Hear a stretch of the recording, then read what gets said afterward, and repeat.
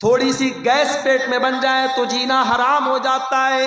اسی پیٹ میں ایک عورت 9 مہینے تک اپنے بچے کو رکھتی ہے۔ ذرا کیلکولیٹر لے جا کر کے چیک کر لینا کہ 9 مہینے میں کتنے گھنٹے اور کتنے منٹ آتے ہیں۔ 1 گھنٹہ آپ اپنے پیٹ میں کوئی ایکسٹرا بوجھ نہیں رکھ سکتے۔ ماں اپنے بچے کو 9 مہینے میں تقریباً 4000 سے بھی زیادہ گھنٹے تک اپنے پیٹ میں اپنے بچے کو رکھتی ہے، اور جب بچے کو جنم دیتی ہے تو سمجھو کہ وہ جیون کی بہت بڑی اگنی پریچھا دیتی ہے، اپنے زندگی کو داؤ پہ لگا دیتی ہے، اور تب جا کر کے بچہ پیدا ہوتا ہے۔ اور وہی بچہ جب جوان ہوتا ہے اس ماں کو گالی دے کے گھر سے نکال بھی دیتا ہے۔ وہی بچہ جب جوان ہوتا ہے اسی باپ کے ساتھ بدتمیزی کرتا ہے، باپ کو برا بھلا کہتا ہے، اور ایسے بھی بد نصیب بیٹوں کو میں نے دیکھا ہے جنہوں نے اپنے باپ کے اوپر ہاتھ تک اٹھایا ہے۔ یاد رکھو میرے پیارے ساتھی، اس دنیا میں اللہ نے اگر ہم پر احسان کیا ہے، ہمیں پیدا کیا ہے، تو ہمیں پیدا کرنے کا سبب اور ذریعہ اللہ تعالیٰ نے ہمارے ماتا پتا کو بنایا ہے، ہمارے ماں باپ کو بنایا ہے۔ ماں کے مرنے کے بعد ماں کی طرف سے مدرسے میں چندہ دینے والوں، ماں کی طرف سے مدرسے میں بلڈنگ بنوانے والوں، ماں کی طرف سے علاقے میں ٹیوب ویل لگوانے والوں، تمہاری ماں کو تمہارے اس کے مرنے کے بعد تمہاری نیکیوں کی ضرورت نہیں ہے۔ ماں کی زندگی میں ماں کو تمہاری ضرورت ہے، باپ کی زندگی میں باپ کو تمہاری ضرورت ہے۔ باپ زندہ تھا، بستر پہ بیٹھ کر کے کھانستا تھا تو انہیں 10 روپے کی دوا تک اس کو نہ دی۔ ماں بستر پہ تڑپتی تھی تو بیوی کے ساتھ آرام سے لیٹا رہتا تھا، تجھے ماں کی کبھی کوئی چنتا نہ ہوئی۔ تو اپنے بچوں کے ساتھ بیٹھ کر کے اچھے کھانے کھاتا تھا، تیری ماں بیچاری کئی دن تک بھوکی رہ جاتی تھی، اور آج ماں کے مرنے کے بعد تو لاکھوں کروڑوں دان اور خیرات میں لٹا رہا ہے۔ بند کر دے یہ نوٹنکی اور بند کر دے یہ ڈرامے بازی۔ تیری ماں کو تیری سے ڈرامے بازی کی کوئی ضرورت نہیں ہے، نہ اللہ کو کوئی ضرورت ہے۔ وَبِالْوَالِدَيْنِ إِحْسَانًا، اللہ دوسرا حکم یہ دے رہا ہے کہ اپنے ماتا پتا کے ساتھ اچھا سلوک کرو۔ اے اللہ، میری ماں 70 سال کی ہو گئی ہے، بستر پہ پاخانہ کر دیتی ہے۔ اے اللہ، میرے لیے بڑی تکلیف کا موقع آ گیا، بڑی آزمائش کا موقع آ گیا، میں کیا کروں؟ گھر میں کوئی دیکھ بھال کرنے والا نہیں ہے، بوڑھی ماں بستر پر پیشاب و پاخانہ کر رہی ہے، اللہ میں کیا کروں؟ اللہ کہہ رہا ہے اما یبلغن عندک الکبر احدہما او کلاہما فلا تقل لہما اف۔ اے انسان، یہ تو تیری خوش نصیبی ہے، یہ تو تیری خوش قسمتی ہے کہ تجھے بوڑھے ماں باپ ملے ہیں۔ جاؤ ذرا ان بچوں سے پوچھو جن کی ماں جلدی ان کو چھوڑ کے چلی گئی، ان کی شادی کے پہلے ماں چلی گئی، اب شادی ہوتی ہے تو وہ بیچارہ ترستا ہے کہ کاش میری ماں بھی ہوتی۔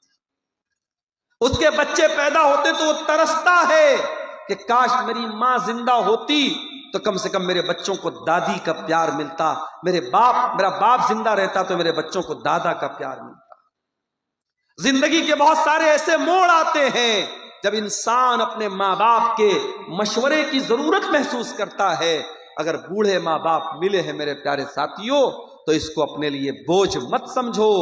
قرآن کہتا ہے اما یبلغن عندک الکبر احدہما او کلاہما، اگر تمہارے ماں باپ میں سے کوئی ایک تم کو بڑھاپے میں مل جائے یا دونوں بڑھاپے میں مل جائیں، پہلے ایک کا ذکر کیا بعد میں دونوں کا کیا، اگر ایک ملا ہے ماں ملی ہے باپ مر چکا ہے، یا باپ ملا ہے ماں مر چکی ہے، تو جو ایک بچہ ہے اس کے ساتھ اور اسپیشل اس کی خدمت کرو، اور زیادہ اس کی خدمت کرو، کیونکہ جب تک وہ دو تھے، جب تک بوڑھا بوڑھی دونوں زندہ تھے، ایک دوسرے کا سپورٹ کرتے تھے، ایک دوسرے کا سہارا تھے، ایک دوسرے کو حوصلہ دیتے تھے۔ اگر بڑھیا چلی گئی اور بوڑھا بچا، یا بوڑھا چلا گیا اور بوڑھی بچی، تو وہ اور زیادہ لاچار ہو گئے، وہ اور زیادہ بے بس ہو گئے، ان کا اور زیادہ خیال کرو۔ اللہ، ایک بچا ہے تو اس کا اور زیادہ خیال۔ اللہ نے پہلے ایک کا ذکر کیا، کہا اگر تمہارے ماتا پتا میں سے کوئی ایک تم کو مل جائے یا دونوں مل جائیں تو تمہیں کیا کرنا ہے؟ فرمایا فلا تقل لہما اف، ان کو کبھی اف بھی مت کہنا۔ اف کا مطلب سمجھتے ہو؟ جیسے ہمارے یہاں بولتے ہیں، ہمارے یہاں اپنی عام زبان میں ہم جب کسی کو حقارت کی نظر سے کیا بولتے ہیں؟ ہٹ، ایسا بولتے ہیں۔ اپنے ماں باپ کو ہٹ بھی نہیں کہنا ہے، ہوں بھی نہیں کہنا ہے، اف بھی نہیں کہنا ہے۔ یعنی سب سے ہلکی تکلیف پہنچانے کا طریقہ کیا ہے؟ کسی کو ہٹ کہہ دیا جائے، کسی کو ہوں کہہ دیا جائے، ماں باپ کو ہوں بھی نہ کہا جائے۔ اچھا ایک بات بتاؤ، تجربے کی بات بتا رہا ہوں، کبھی کبھی جب ماں باپ بوڑھے ہو جاتے ہیں نا تو ان کی کچھ باتیں بڑی بچوں والی ہو جاتی ہیں۔ جیسے بچے ہر بات کے لیے ضد کرتے ہیں، بوڑھے ماں باپ بھی ضد کرنے لگتے ہیں۔ اب مان لیجئے کہ آپ کی بیوی نے روٹی بنائی ہے اور اس کی بوڑھی ساس نے کہا کہ میں روٹی نہیں کھاؤں گی، چاول کیوں نہیں بنایا، مجھے چاول چاہیے، مجھے چاول چاہیے۔ تو آپ کو لگتا ہے یار میری بوڑھی ماں کیوں ضد کر رہی ہے، روٹی کیوں نہیں کھا رہی؟ اگر بوڑھی ماں نے کہہ دیا کہ چاول چاہیے تو یہ سمجھ کر کے چاول بنا دو کہ میری بوڑھی ماں کی ضد ہے۔ کیونکہ ایک وقت تھا جب تو 3 سال کا تھا اور جب تو ضد کرتا تھا اپنی ماں سے، اپنے باپ سے، تو تیرے ماں باپ ہر حال میں تیری ضد پوری کرتے تھے۔ میرے پیارے ساتھیوں، اپنے بچوں سے ہم اس قدر محبت کرتے ہیں کہ بچوں کی ذرا سی تکلیف ہم برداشت نہیں کر سکتے۔ تو جب وہی ہمارے ماں باپ جب بوڑھے ہو گئے تو ہم اپنا بچپن یاد کریں کہ جب ہم چھوٹے تھے ہمارے ماں باپ نے ہم پر محبت لٹائی تھی، آج وہ بوڑھے ہو گئے ہیں۔ اور اللہ تعالیٰ قرآن میں کہتا ہے جس کو ہم عمر دراز بنا دیتے ہیں، بوڑھا بنا دیتے ہیں، وَمَن نُعَمِّرْهُ نُنَكِّسْهُ فِي الْخَلْقِ، اسے الٹا کر دیتے ہیں۔ بچپن کی ضد اور بچپن کی شرارت اور بچپن کا لڑکپن بڑھاپے میں لوٹ جاتا ہے، تو بوڑھے ماں باپ کی بہت ساری ضد کو نظر انداز کر دیا کرو میرے بھائی۔ ابھی ایک دن میری 2 سال کی بچی ہے، میری گھر پہ کھیل رہی تھی، کھیلتے کھیلتے سیڑھی کے پاس پہنچی، گرنے لگی، میری بیوی کی نظر پڑی، بیوی نے ہاتھ پکڑا اس کا، اب ہاتھ کو زور سے پکڑ کے کھینچا تاکہ بچی گر نہ پائے، اور وہ ہاتھ زور سے کھینچنے میں بیٹی کا میرے جو ہاتھ وہ اتر گیا۔ بچوں کا ہاتھ کمزور ہوتا ہے، ہاتھ اس کا اکھڑ گیا۔ اب بچی بہت تیز چلانے لگی، اس کو کسی پل قرار نہیں، میں مدرسہ گیا ہوا تھا، اب بیوی بیچاری رو رہی ہے، بچے الگ پریشان، میں مدرسے سے گھر آیا، میں نے کیا بات ہے تو معلوم ہوا کہ بچی کا ہاتھ اکھڑ گیا ہے۔ فوراً ہمارے علاقے کے ہڈی کے ڈاکٹر تھے، ان کے پاس لے کے گیا، اور ڈاکٹروں کے پاس تو تجربہ ہوتا ہے، وہ فوراً انہوں نے دیکھ کر کے وہ سمجھ گئے کہ کیا معاملہ ہے، انہوں نے فوراً اس کو بچی کا ہاتھ پکڑ کے کیسے اس کو گھمایا، بالکل ٹھیک ہو گیا اس کا ہاتھ۔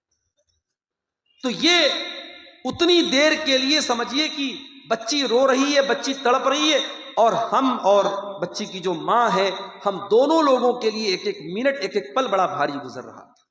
اور جیسے ہی بچی کھیلنے لگی، مسکرانے لگی، ایسا لگا کہ ہمارا دل باغ باغ ہو گیا۔ میرے پیارے ساتھیوں، یہ بچپن کا دور ہوتا ہے۔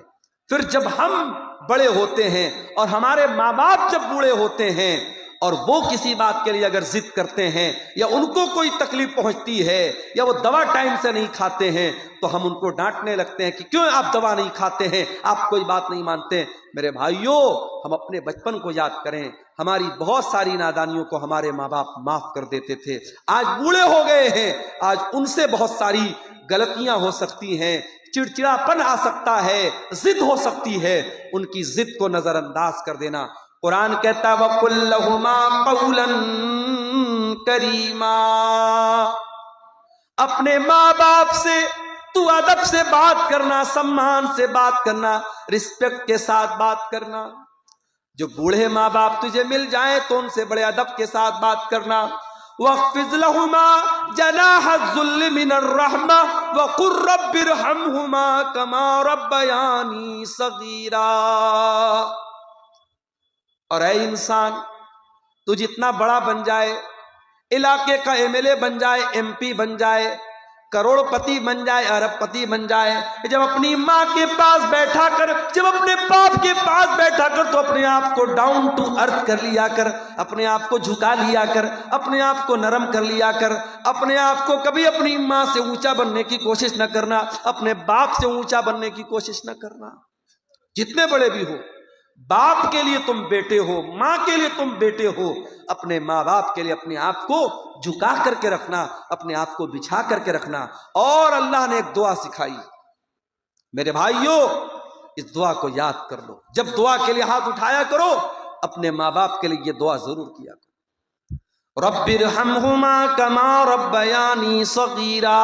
اے پروردگار میرے ماں باپ پر رحم فرما، جس طریقے سے انہوں نے بچپن میں مجھ کو پالا ہے. یعنی ہماری یہ اوقات نہیں ہے، ہماری یہ حیثیت نہیں ہے، ہمارے بس کی یہ بات نہیں ہے کہ ہم اپنے ماں باپ کا بدلہ اتار سکیں، ان کے احسانات کو اتار سکیں. ہم اللہ کے حوالے کر رہے ہیں کہ اے اللہ تو ہمارے ماں باپ کا احسان تو اتار دینا، تو ان پر رحم کر دینا. حضرت عمر نے ایک آدمی کو دیکھا تھا، اپنی ماں کو اپنے کندھے پر بٹھا کے خانہ کعبہ کا طواف کرا رہا، اپنی بوڑھی ماں کو اپنے کندھے پر بٹھا کر خانہ کعبہ کا طواف کرا رہا تھا. اور جب طواف کرا لیتا ہے کہتا ہے کہ اے امیر المومنین، اے حضرت عمر، آج ایسا لگتا ہے کہ میں نے اپنی ماں کا حق ادا کر دیا ہے، میں نے ماں کے دودھ کا قرضہ اتار دیا ہے، میں نے ماں کے احسانات کا بدلہ اتار دیا ہے، میں نے اپنے کندھے پر بیٹھ کر کے اپنی ماں کو طواف کرایا ہے. حضرت عمر نے کہا ارے تو ماں کا احسان اتارنے کی بات کرتا ہے، ابھی تو تیری ماں نے تجھ کو جنم دیتے وقت جو تیری ماں کے منہ سے جو تکلیف کی آواز آئی تھی، جو درد کی آواز آئی تھی، ابھی تو نے اس درد کی آواز کا بھی حق ادا نہیں کیا ہے. ماں نے جنم دیتے وقت جو تکلیف اٹھائی تھی، ابھی تو نے اس آواز کا بھی حق ادا نہیں کیا. اپنے ماں باپ کا قرضہ ہم کبھی نہیں اتار سکتے. اس لیے اللہ کہہ رہا ہے کہ ماں باپ کے ساتھ بھلائی کرو، ان کو کوئی تکلیف مت پہنچاؤ اور ان کے لیے دعا کرو.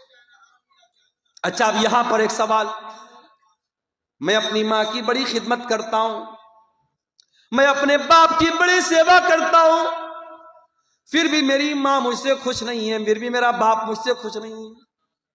میرے دل میں ماں باپ کے لیے کوئی برائی نہیں ہے، میں اپنی طرف سے بہتر کرتا ہوں، مگر میرے ماں باپ مجھ سے ناراض رہتے ہیں. اللہ کہتا ہے ربکم اعلم بما فی نفوسکم ان تکونوا صالحین فانہ کان للاوابین غفورا. تمہارا پروردگار تمہارے دل کے حالات کو بھی جانتا ہے، تمہارے دل کے اندر کیا ہے. دنیا کو پتا ہو یا نہ پتا ہو، اللہ کو تو سب پتا ہے. اگر واقعی میں تمہارے دل میں کوئی چور نہیں ہے اور دل میں تمہارے ماتا پتا کا سمان ہے، ماں باپ کی عزت کرتے ہو، ماں باپ کا حق ادا کرتے ہو، اور پھر بھی ماں باپ کو تم سے شکایت ہے، تو کوئی مسئلہ نہیں، اللہ معاف کرے گا، کیونکہ تمہارے دل کے حالات کو اللہ جانتا ہے.